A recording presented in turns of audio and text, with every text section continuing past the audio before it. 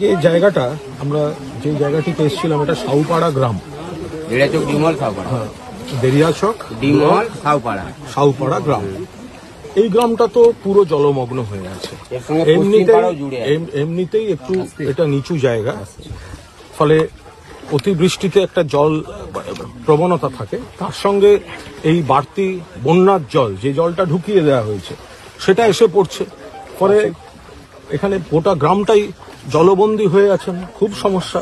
মাননীয় মুখ্যমন্ত্রী নির্দেশে আমি এবং দেবাংশু ভট্টাচার্য আমরা এই এলাকা পরিদর্শনে এসেছি এবং যা যা আমাদের সরকার এখানে বন্যা কবলিত এলাকায় এবং যেখানে ত্রাণ শিবির চলছে, সেই ত্রাণ শিবিরে যাবতীয় যা যা ব্যবস্থা রাজ্য সরকার করছেন, রাজ্য সরকার তার করণীয় করছেন। ত্রাণ সামগ্রী বিপুল পরিমাণ, যথেষ্ট পরিমাণ পাঠিয়েছেন। মুখ্যমন্ত্রীর নির্দেশ আছে, জেলা শাসক সেই মতোই ব্যবস্থা করছেন।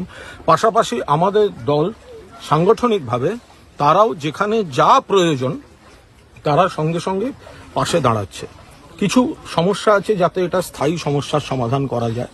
তার কারণ বর্ষাকালে এমনিতেই এই জায়গাটা একটু জলমগ্নতা প্রবণ জায়গা, তার সঙ্গে এই ডিভিসির বাড়তি জল, বন্যার জল যেভাবে ঢুকিয়ে দেওয়া হচ্ছে, তাতে এই এলাকার মানুষ, চারপাশে আমরা যেগুলো দেখলাম আর এই গ্রামটিতে দাঁড়িয়ে কথা বলছি, কিছু জায়গায় তো কোমর জলের উপর হয়ে আছে দেখলাম।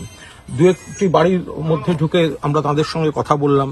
তাদের যে বিষয়গুলো আমি নিশ্চিতভাবে মাননীয় মুখ্যমন্ত্রী, জেলা শাসক এবং আমাদের সংশ্লিষ্ট জায়গাগুলিকে আমরা জানাবো যে এখানকার যা যা প্রয়োজন আছে। একটা হচ্ছে আশু প্রয়োজন যা যা, তবে রাজ্য সরকার যথেষ্ট ত্রাণ সামগ্রীর ব্যবস্থা করেছেন। সামনের একটি স্কুলে খাওয়া দাওয়া, অন্যান্য সমস্ত ব্যবস্থা রয়েছে। এর পাশাপাশি স্থায়ী সমস্যার সমাধানে কেন্দ্র যেহেতু ঘাটাল মাস্টার প্ল্যান দীর্ঘদিন ধরে, এগুলো বড় কাজ।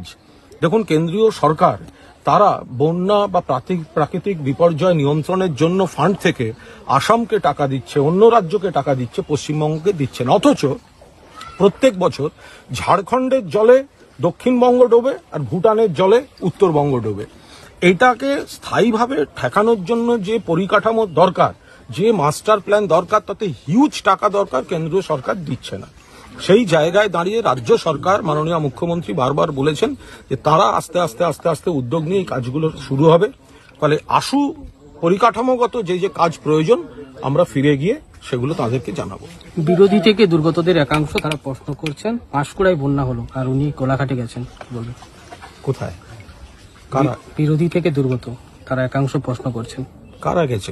আপনাদেরকে আশা করেছিল পাঁশকুড়াতে যাতে আপনারা যান। যেহেতু পাঁশকুড়ায় মাননীয় মুখ্যমন্ত্রী আগের দিন পাঁশকুড়া দিয়েই এসছেন, পাঁশকুড়াতে গেছেন। আর এই গ্রামগুলো, আচ্ছা এ তো খুব মুশকিল, সেটা হচ্ছে পাঁশকুড়ায় বন্যা দুর্গত যদি থাকেন তাদেরও যেমন কষ্ট হচ্ছে, তাহলে কোলাঘাটের এই গ্রামে, এই সাউপাড়া গ্রাম বা এই পার্শ্ববর্তী গ্রামগুলো, তাদেরও তো একই কষ্ট। তাহলে এটা কোনো কথা হলো যে ওখানে কেন যাইনি, এখানেও কেন এসছি?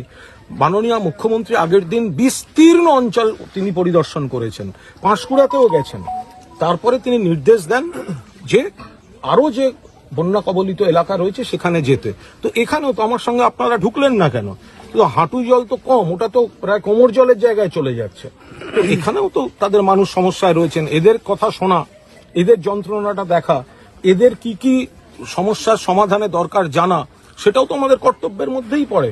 এবং পাঁশকুড়া শুধু নয়, অন্য সর্বত্র যেখানে বন্যা কবলিত এলাকা, সেখানে রাজ্য সরকারের, মমতা বন্দ্যোপাধ্যায়ের নেতৃত্বে রাজ্য সরকারের যারা মন্ত্রী, আমলা, অফিসাররা, কর্মীরা সবাই কাজ করছেন। আমাদের দলের জনপ্রতিনিধিরাও, সেটা আরামবাগ বলুন, যেখানে যেখানে জল আছে সব জায়গায় আমাদের দল সেখানে কাজ করছে। ফলে কেন এখানে এসছি, কেন ওখানে আসেনি, এটা মনে হয় একেবারে যিনি বলছেন তিনি একদম নিশ্চিত কোনো রাজনৈতিক দৃষ্টিভঙ্গি থেকে বলছেন। এটা কখনো হতে পারে না যে এখানেও একটা গ্রাম ডুবে রয়েছে।